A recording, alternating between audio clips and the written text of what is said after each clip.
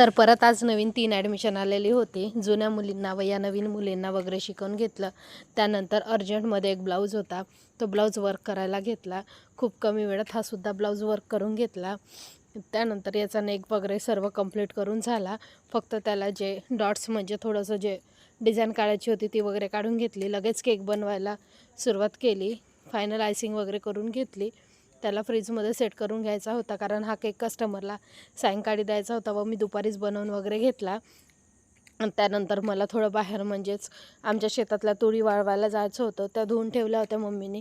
त्यानंतर मला माडीवर त्याला वाळवून घ्यायच्या होत्या.